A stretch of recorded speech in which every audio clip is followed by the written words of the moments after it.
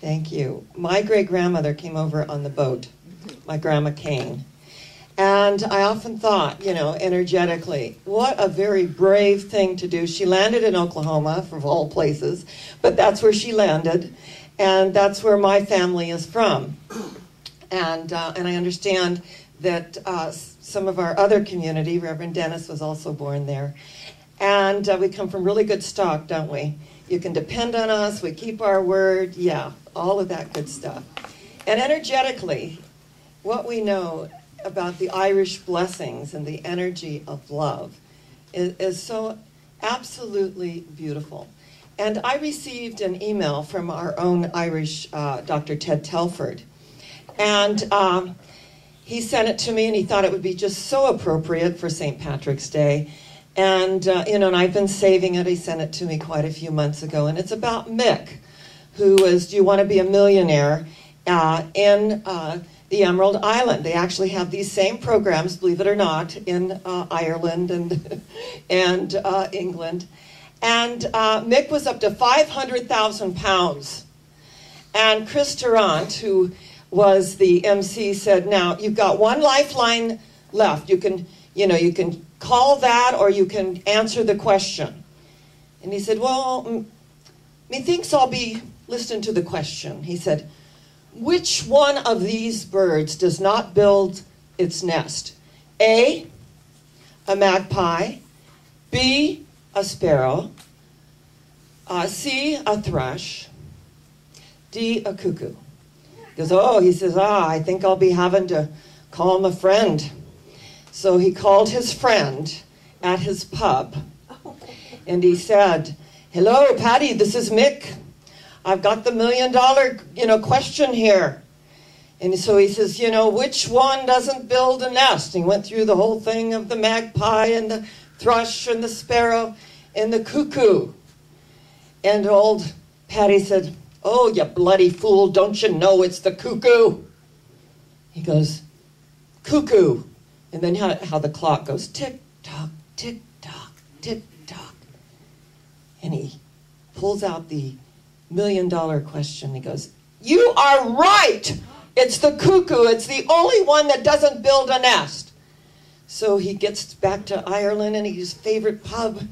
And he says to Patty, tell me, Patty, how did you know it was the cuckoo? He says, you bloody fool. Everyone knows it lives in a clock. Right? I've been waiting for months for the appropriate moment, right? The appropriate moment. So, not everything is as it seems. Some things are as they are, right? Energetically. So as we've been looking at invisible acts of power for the month, today we're looking at our invisible power. That there's a power in the universe greater than we are, and we can use it. That nothing happens by chance.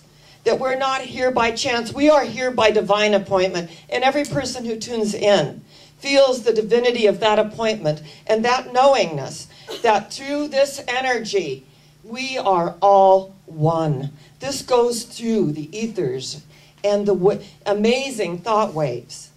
And that we attract unto us who we are. That which we are seeking is seeking us. When we look at our invisible power, we can look outside and see the results of it. But as Jesus, who became the Christ, said, you can low here, you can low there, but the kingdom of heaven is within you. And when we get it, and we're absorbed in the outer world, that if we are experiencing anything less than joy, and Teilhard de Chardin said, joy is the most infallible sign of the presence of God. If we are experiencing anything less than that, that is our little bell. It's a mental bell that goes off inside of us to go within to the secret place of the Most High, to pray to your Father, Mother God in secret, and to know that you will be acknowledged openly through the unfoldment. And what I know is that in this way of life, sometimes we just get stuck or we get plateaued. And the willingness to move through it, the willingness to say, what is in this for me? What's my peace in this? Because if we're reacting in any way other then positive and with joy. There's something in it for us. So we take that peace within and we spiritualize it.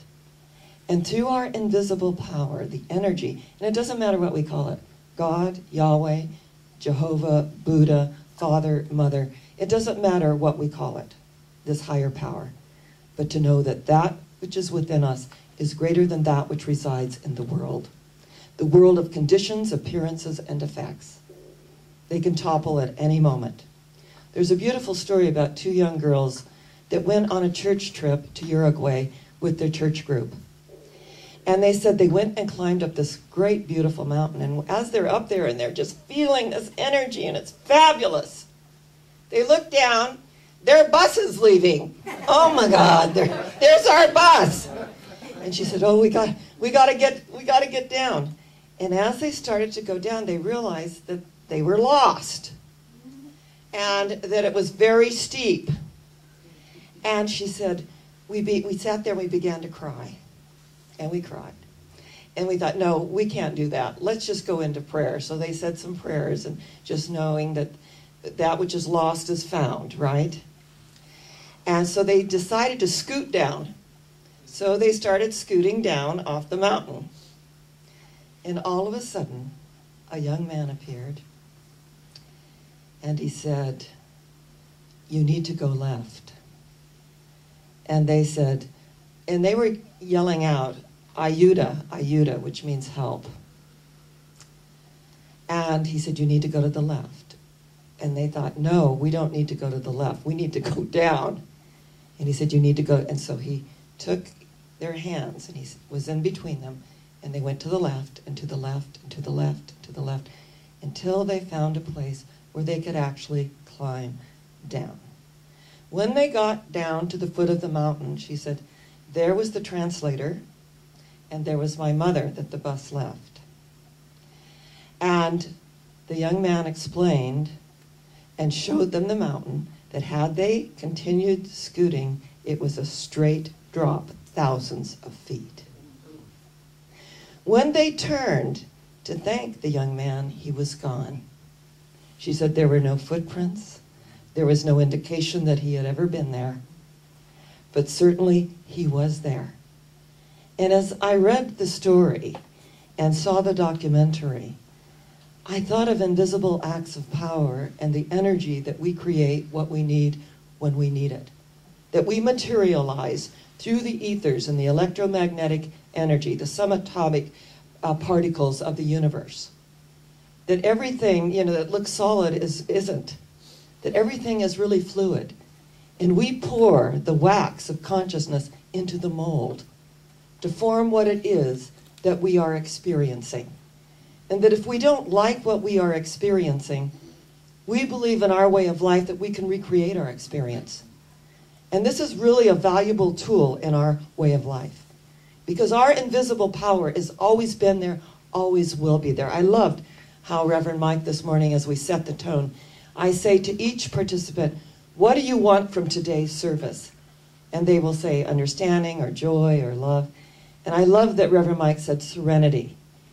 And what is so beautiful about serenity is that when the psalmist said, I am in a high place and I will not come down. Though 1,000 be at my right and 10,000 at my left, they shall not come near me. I am in a high, serene place. God grant me the serenity to accept the things I cannot change. I can't change the outer. I can't change you. I can't change the conditions that are looming up at the moment. I can only change my own perception, which may shift the energy in the outer when I change my own perception. When I go within to the secret place of the Most High, be still and know that I am God. And only when these two young girls stopped crying, and they're, and you can understand it was very scary, it was terrifying. They stopped crying and they went within and began to pray and began to know that there was help. Ayuda, there was help. And suddenly, this being, and I believe we all have guides, and each one of us has a guardian angel. I believe that, and I have experienced that. This being, of light appeared in tennis shoes, jeans, and a sweatshirt. It's whatever form we need it in, right? But he knew the way. And she said, we were skeptical. We said, we don't want to go left. We don't want to go left. We got to go down. You know, it's like, I got all the answers. I don't need to go left. I need to go down. And she said he just kept pushing us along and pushing us along. That's what Spirit does. It pushes us along. And if we're at all receptive, it pushes us to the next level, and we wonder, wow, life is a spiral. And during that revolution of change, it seemed really scary. I was disoriented. It seemed, you know, all the emotions that come in. And then suddenly I am in perfect peace. My mind is stayed on thee. My mind is stayed on what is working and what is life-giving. One of my students once shared that she put money down on a new apartment. The next day she was fired. Fired. So she said she was tearfully coming out of her work. She got in her car.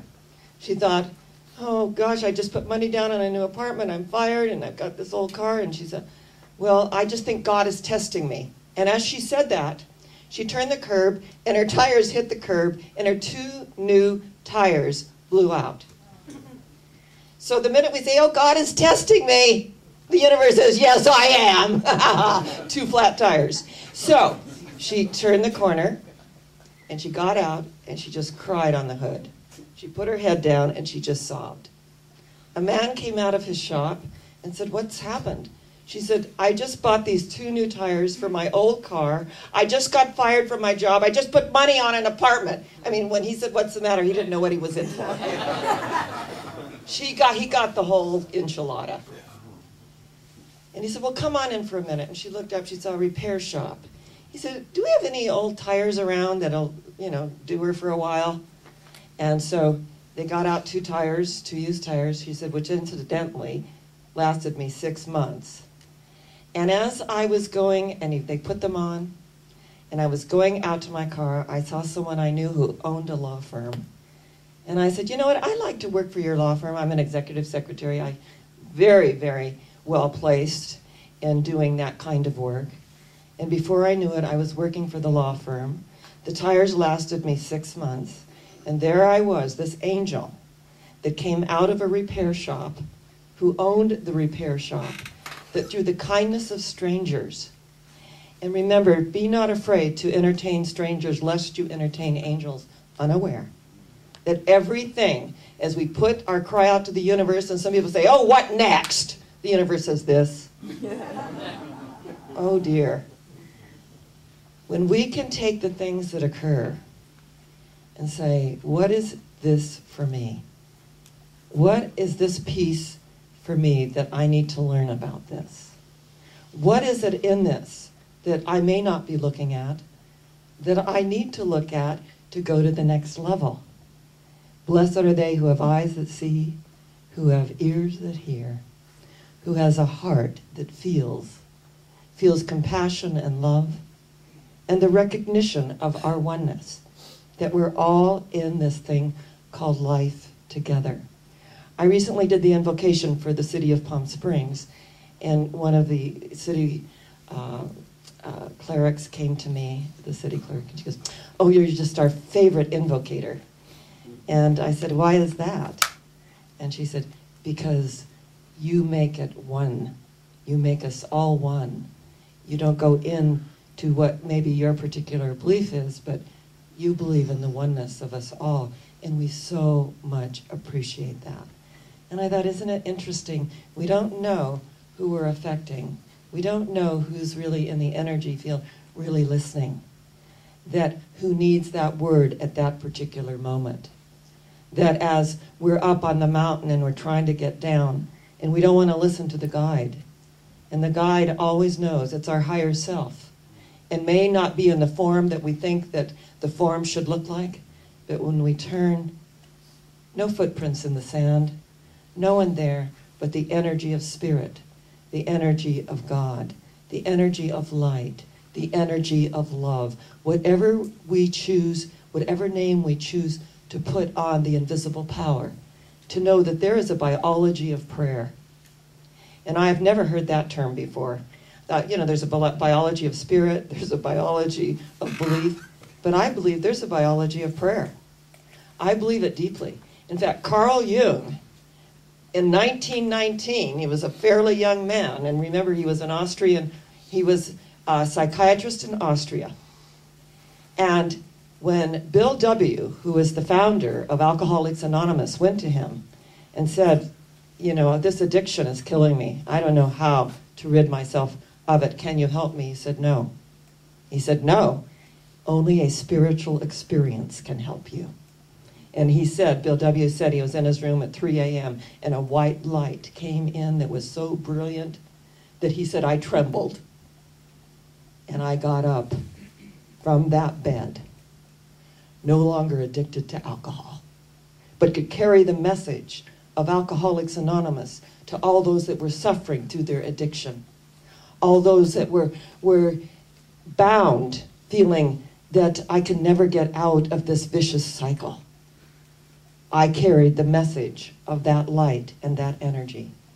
And Carl Jung said in 1919, think of it, 1919, Germans were coming to him.